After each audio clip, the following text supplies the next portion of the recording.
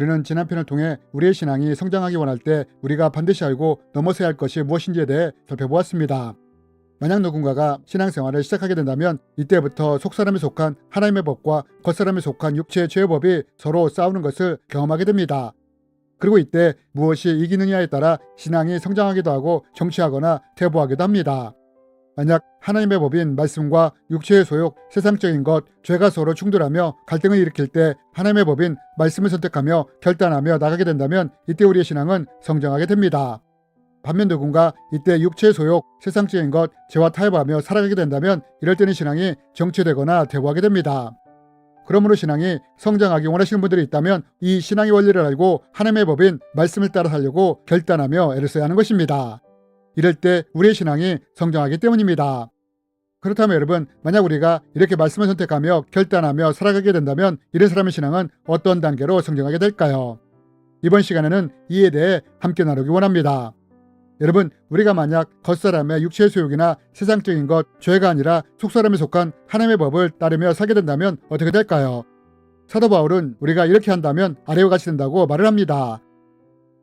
그러므로 우리가 낙심하지 아니하노니 우리의 겉사람은 낡아지나 우리의 속사람은 날로 새로워지도다. 여러분, 만약 우리가 겉사람이 아닌 속사람이 하나님의 법을 따르고자 애를 쓰게 된다면 이때 우리에게 어떤 일이 일어나게 되느냐? 겉사람은 낡아지고 속사람이 날로 새로워진다는 것입니다. 즉, 겉사람인 육체의 소욕, 세상적인 것들, 죄된 것들이 낡아질 때 속사람인 영이 강건해지며 또한 영에 계신 성령님의 통치가 더 강해진다는 것입니다. 여러분, 사도 바울이 이렇게 말하지 않았습니까? 육체는 성령을 거스르고 성령은 육체를 거스른다고 말입니다. 이런 이유로 겉사람의 것들이 낡아지게 될 때 속사람인 영이 강건해지고 성령의 통치력도 더 커지게 되므로 우리의 신앙이 성장하게 되는 것입니다. 그럼 여러분, 누군가가 이러한 과정을 거쳐 신앙이 성장하게 된다면 이런 사람에게서는 어떤 신앙의 특징이 나타나게 될까요? 우리는 이것을 성경을 통해 찾아볼 수 있습니다. 성경은 말합니다. 보라, 의인은 그의 믿음으로 말미암아 살리라. 복음에는 하나님의 의가 나타나서 믿음으로 믿음에 이르게 하나니 기록된 바 오직 의인은 믿음으로 말미암아 살리라함과 같으니라. 여러분, 누군가의 겉사람이 낡아지고 속사람이 날로 새로워지는 신앙적인 단계에 이르게 된다면 이들에게서 나타나게 되는 가장 큰 신앙적인 특징은 무엇이냐? 그것은 이런 사람에게서는 믿음으로 말미암는 삶이 나타나게 된다는 것입니다. 그리고 이런 사람들은 하박국과 같은 고백을 하게 된다는 것입니다. 비록 무화과 나무가 무성치 못하며 포도나무에 열매가 없으며 감람나무에 소출이 없으며 밭에 먹을 것이 없으며 우리의 양이 없으며 외양간에 소가 없을지라도 나는 여호와로 말미암아 즐거워하며 나의 구원의 하나님으로 말미암아 기뻐하리로다. 주 여호와는 나의 힘이시라. 여러분, 겉사람이 낡아짐으로 속사람이 날로 새로워지는 사람에게서 나타나게 되는 특징이 무엇이냐? 그것은 이런 사람의 삶에서 믿음으로 말미암는 삶이 나타나게 된다는 것입니다. 그리고 이런 사람에게서는 세상을 본받는 삶인 육체의 소욕, 세상적인 것, 죄를 따르는 삶이 아니라 하나님의 법을 따르는 삶이 나타나게 된다는 것입니다. 그래서 무화과 나무나 포도나무에 열매가 없을지라도, 즉 세상의 것을 채울 수 있는 어떤 수익도 없을지라도, 우리의 양이 없으며 외양간에 소가 없을지라도, 즉 나의 육체의 소욕을 채울 수 있는 재산이 없을지라도 이러한 것에 흔들리지 않고 하나님 한 분만으로도 만족하며 기뻐한다는 고백을 한다는 것입니다. 그리고 이런 수준의 성장 단계에 이른 사람들이 바로 하나님이 인정하시는 의인이라는 것입니다. 여러분, 왜 소돔과 고모라가 멸망을 당한 줄 아십니까? 그것은 소돔과 고모라에 하나님이 인정하시는 의인 10명이 없었기 때문입니다. 소돔과 고모라 사람들은 속사람을 새롭게 하는 삶이 아닌 겉사람을 늘 새롭게 하는 육체의 소욕, 세상적인 삶, 죄를 따르는 삶을 살았습니다. 그래서 이렇듯 속사람은 낡아지고 겉사람이 날로 새로워지는 타락한 삶을 살았기에 멸망을 당한 것입니다. 그리고 이 멸망 중에 하나님의 보시기에 의로웠던 놈만 이 멸망으로부터 구원을 받은 것입니다. 무법한 자들의 음란한 행실로 말미암아 고통을 당하는 의로운 롯을 건지셨으니 이는 이 의인이 그들 중에 거하며 날마다 저 불법한 행실을 보고 들음으로 그 의로운 심령이 상함이라. 여러분, 왜 롯만이 소돔과 고모라가 멸망을 당할 때 살아남을 수 있었습니까? 그것은 비록 롯이 타락한 소돔과 고모라의 삶으로 인해 의로운 심령이 상했지만 여전히 롯이 하나님을 의지하고 믿고 있었던 의인이었기에 소돔과 고모라가 멸망을 당할 때 구원을 받을 수 있었던 것입니다. 여러분, 만약 누군가 속사람이 날로 새로워지며 겉사람이 낡아지는 신앙 단계에 이르게 된다면 이때 하나님은 이런 사람을 어떻게 보시느냐? 하나님은 이런 사람을 의인으로 보신다는 것입니다. 겉사람인 육체의 소욕, 세상적인 것, 죄를 멀리하며 오직 하나님만 믿고 의지하며 하나님의 법인 말씀을 의지하며 따르고자 했을 때 하나님은 이런 사람을 의인이라고 부르신다는 것입니다.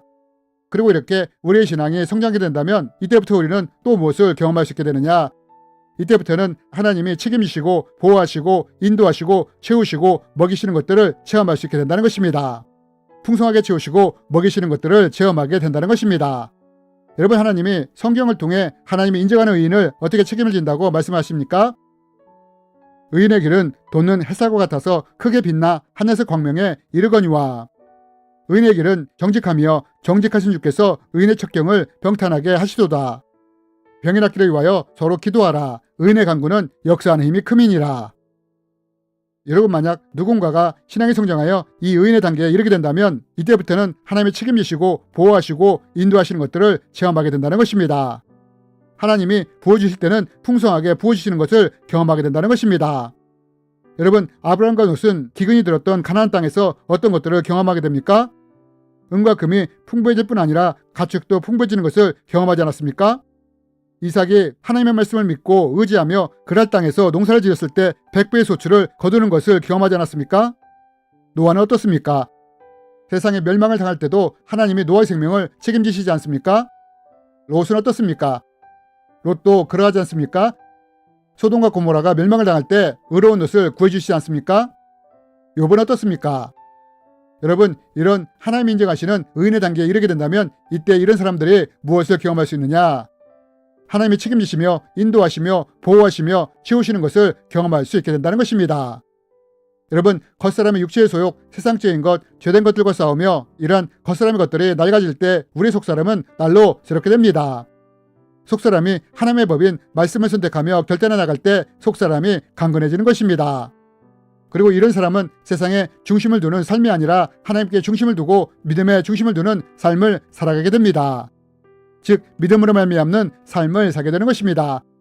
그리고 하나님은 이렇게 믿음으로 말미암는 삶을 사는 사람을 의인이라고 부르신다는 것입니다. 그리고 이런 의인들은 오직 하나님만 믿고 의지하는 삶을 살기에 하나님이 이런 사람들을 책임지시며 보호하시며 인도하시며 이들의 필요를 채우시는 것입니다. 이것이 바로 신앙이 성장하여 의인의 단계로 성장한 사람들에게 나타나게 되는 신앙적인 특징들입니다. 그렇다면 여러분, 이런 의인의 단계에서 더 성장하게 된다면 이런 사람에게서는 어떤 특징이 나타나게 될까요? 이에 대해서는 다음 편을 통해 자세히 나누기 원합니다. 주님의 이름으로 여러분을 축복합니다.